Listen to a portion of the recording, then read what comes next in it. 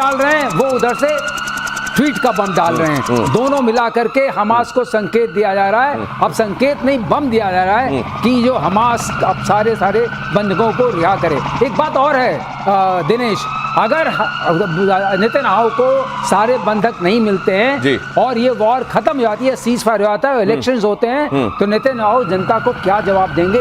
ये सारा जो हंगामा हुआ वो बंधकों को छुड़ाने के लिए हुआ था, हमास को खत्म करने के लिए हुआ था। ये दोनों ऑब्जेक्टिव्स कहाँ गए? और मेजर गौरव आर्य मेरे साथ जुड़ गए। मेजर गौरव आर्य, खबर जब तक आप जुड़ रहे थे मैं अपने दर्शकों को बता रहा था कि ना हमास रहेगा ना हमास्तान रहेगा, ये इजराइल ने तय कर दिया है। इजराइल ने इस बात को दोहराया है नेतन्याहू ने, और उधर सीज फायर वाली बात तो हम सुन ही रहे हैं ट्रंप के मुंह से।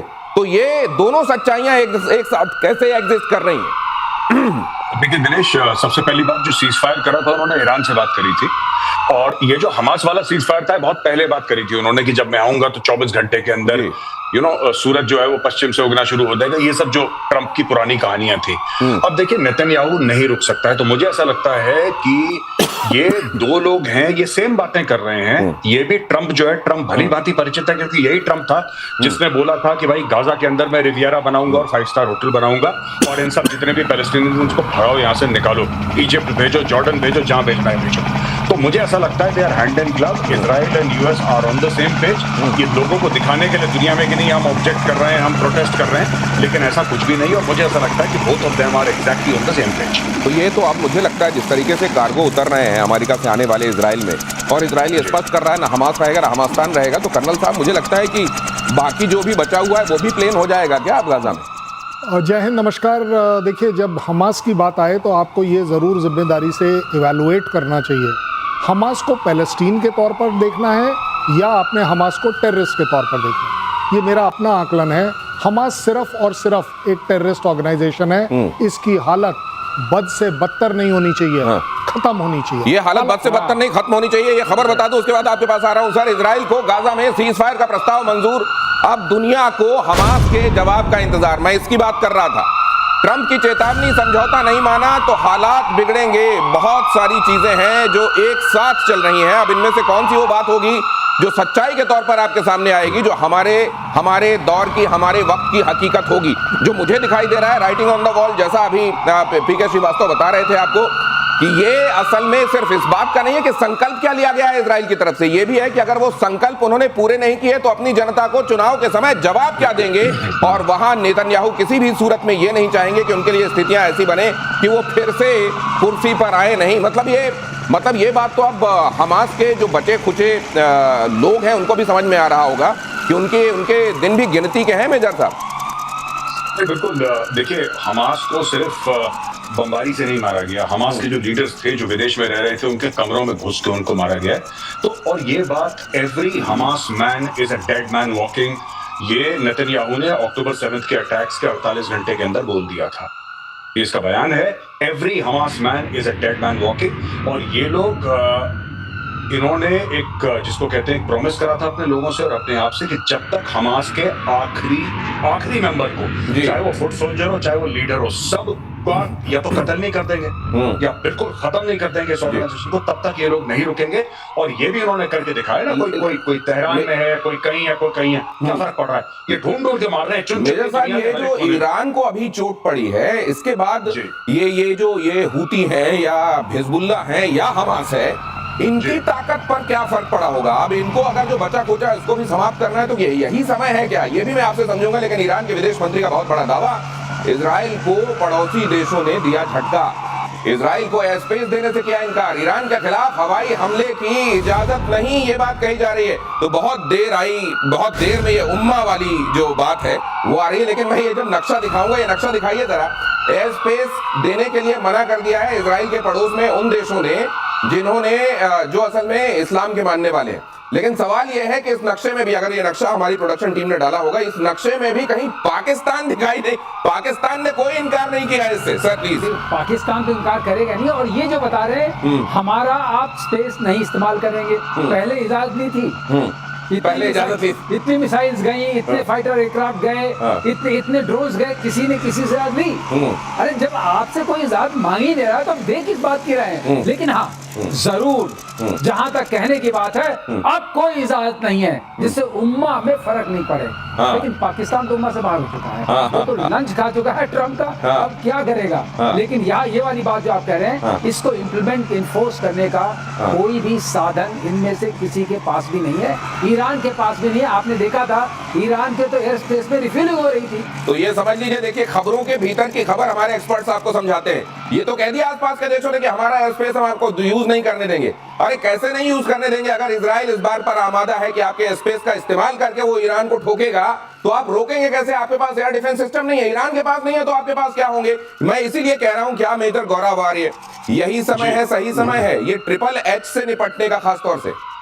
नहीं, देखिए इसमें दो चीजें हैं। इन लोगों ने बोल दिया कि हम इजराइल को इस्तेमाल नहीं करने देंगे एयर स्पेस। इजराइल बोलेगा ठीक है मत इस्तेमाल करने दो, ठीक है बहुत अच्छी चीज है, लेकिन इसका मतलब यह है कि तुम ईरान को भी अपना एयर स्पेस इस्तेमाल नहीं करने दोगे। अच्छा ऐसी बात है कि जब मिसाइल गिरती है तल अवीव पे, जेरूशलम में या बीरशेबा में, कहीं पर भी, तो वो तो या तो सऊदी अरब से आती है ऊपर, या इराक से आती है, या फिर आपके जॉर्डन से आती है, कहीं ना कहीं से तो आती है। डायरेक्टली ईरान से लेकर इजराइल जाने का कोई हवाई मार्ग तो है नहीं, ठीक है। तो ये तो बहुत अच्छी चीज है। इनसे बोलिए कि दोनों तरफ से इंप्लीमेंट कराए। अगर हम वहां पे भेजें उनको भी मार गिराओ और वो भेजें आप भी मार गिराओ, चलो कैरी ऑन। तो ये तो कर नहीं सकते ना। ये तो देखिए गोलीबारी है, मुझे नहीं लगता कि है, और ये सबके सब इजराइल के साथ है। मैक्सिमम इलेक्ट्रिसिटी और ड्रिंकिंग वाटर जॉर्डन का इजराइल से आता है। ये लोग बहुत इकोनॉमिकली इंटरकनेक्टेड है। मेजर साहब आपकी लैंग्वेज में ये चूरन की पुड़िया दी गई है, इसके अंदर तो चूरन भी नहीं है। कर्नल साहब आपके पास आने वाला हूं अगली खबर बताने के बाद। ईरान का एक कट्टरपंथी मौलवी का चौंकाने वाला दावा, अमेरिका और इजराइल के दो सबसे बड़े नेताओं को मारने की प्लानिंग कर रहा है ईरान की लिस्ट में ट्रंप और नेतन्याहू का नाम। मौलवी ने दावा किया है कि हत्या के लिए बाकायदा चंदा इकट्ठा किया जा रहा है, चंदा करके हत्या की जाएगी। ये हाल है, देखिए भीख मांगनी पड़े लेकिन हत्या की जाएगी। जिन लोगों की हत्या की प्लानिंग की जा रही है वो दो नाम मैंने आपको बता दिए कर्नल साहब। ये मंसूबे हैं कि ये मंसूबे पूरे भी होंगे? नहीं, आप गिनते रहिए, आप तैयारी करते रहिए, आप चंदा मांगते रहिए। उन्होंने तो आपके 60 बंदे टिका दिए। 60 लोगों को ऑफिशियली फ्यूनरल दिया गया है ईरान में। आप गिनते रहिए और ये गिनती बढ़ती रहेगी। ज्यादा बड़ी बात ये भी है कि अब अगर आपका कहना था आज तक कि ये टेररिज्म था इजराइल का, तो दैट मींस आज के बाद जिन दो को आप मारने वाले हो वो टेररिज्म नहीं है, वो बहुत भलाई का तो ये कह रहे हैं कि उन्होंने तो टिका दिए 60, आप चंदा मांगते रहिए। लेकिन मेजर गौरव आर्य ने बहुत अच्छी बात कही थी अब से कुछ दिनों पहले कि देखिए इसको नहीं कहना चाहिए कि ये फतवा है या मारने की कोशिश है, ये सुपारी किलिंग है, सुपारी किलिंग बाय बेगिंग। पहले चंदा मांगा जाएगा फिर वो ये क्राउड फंडिंग के जरिए हत्या होते हमने पहली बार के। मेजर गौरव आर्य जरा और थोड़ा सा प्रकाश डालें प्लीज।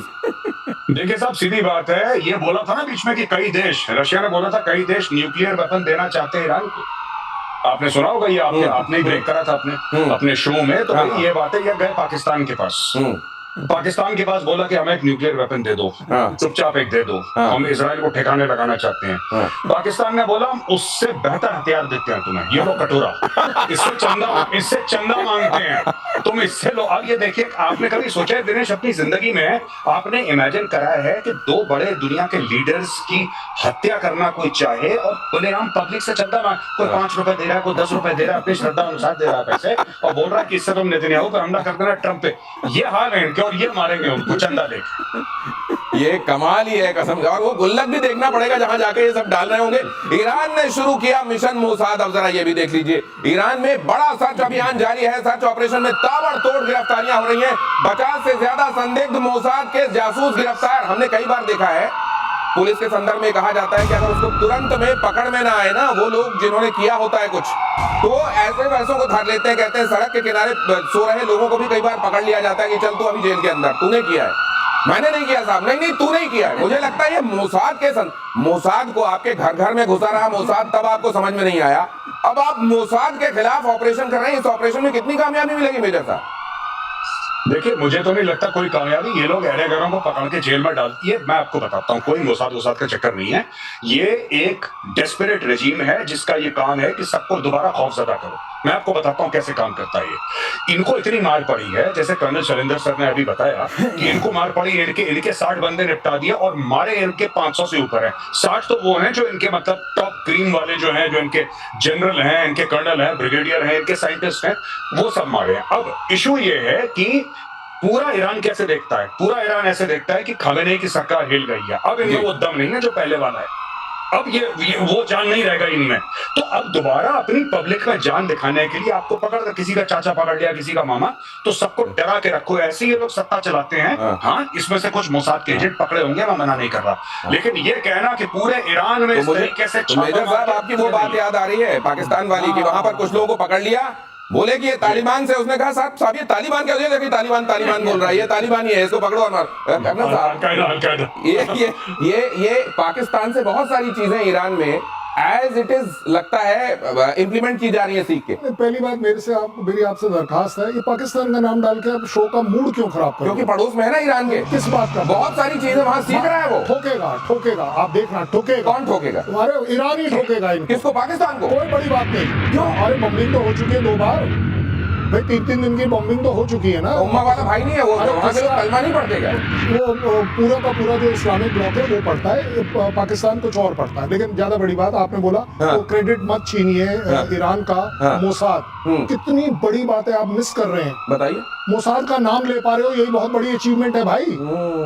आपके कंट्री को टोटल मार लगा रखी है मोसाद ने, और आप ये सपना देख रहे हो कि आप मोसाद को कुछ कर पाओगे, इससे बड़ी अचीवमेंट क्या है? ओहो, अच्छा, आप ये कह रहे हैं कि आप जीवित तो हैं, कम से कम आप जीवित हैं। वो लोग जीवित तो हैं जो कह रहे हैं कि मोसाद का हम कुछ बिगाड़ेंगे। वैसे बिगाड़ लेते पहले, कुछ ये सांप निकलने के बाद लकीर पीट के किसको क्या मैसेज। इजराइल ईरान युद्ध से जुड़ी बड़ी खबर देखिए जरा। बंकर में बैठे बैठे सिर्फ इन 2 अधिकारियों को निर्देश देते थे खामनेई ने पूरे ऑपरेशन के दौरान सिर्फ 2 लोगों से संपर्क रखा, बंकर से युद्ध की निगरानी के आदेश दिए और उधर इजराइल पर हमले किए। सर पहले हमने सुना था 3, अब 2 हो गए। ये 2 भी जाएंगे, एक गया। ये 2 भी जाएंगे। ये जो खुलासा किया है, ये इतना खतरनाक खुलासा है, क्योंकि जब हम ये सुन रहे थे, ये दोनों भी बंकर से निकले। ऊपर जा रहे हैं ना।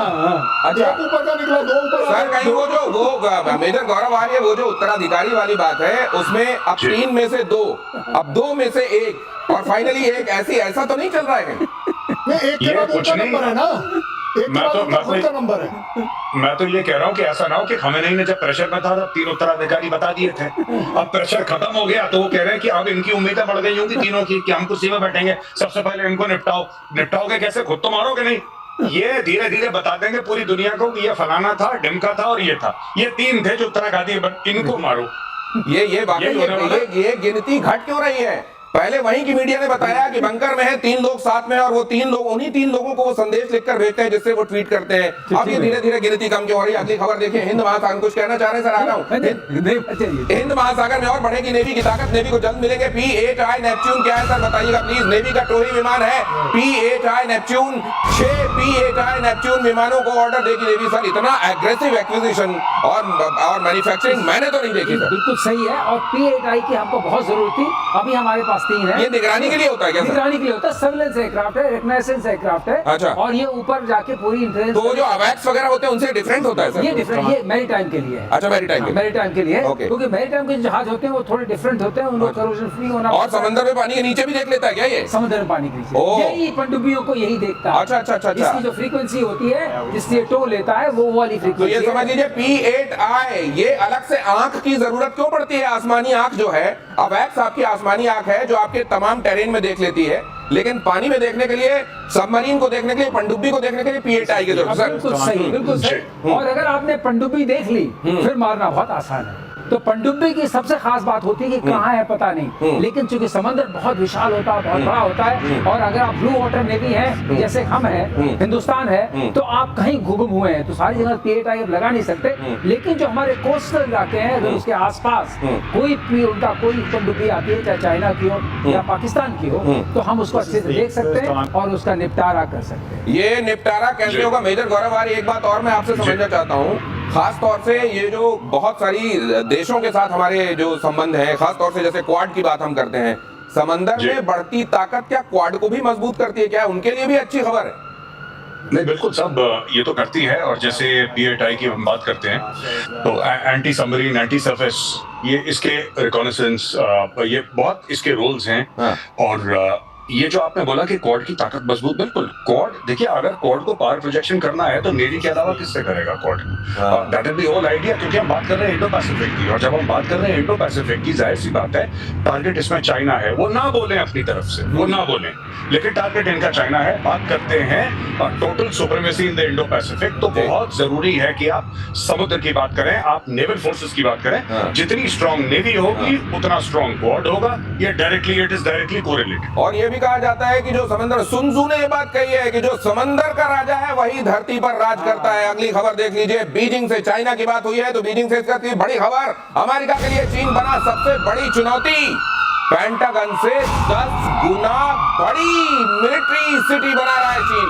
पेंटागन से 10 गुना बड़ा शहर बसा दे रहा है मिलिट्री का। मिलिट्री सिटी परमाणु हमले झेलने में भी सक्षम, बंकरों से लैस रहेगी। यही दोनों मुझको लगता है इस दुनिया का राम नाम जब कभी अगर होगा तो चीन और अमेरिका में से ही कोई करेगा, कर्नल साहब।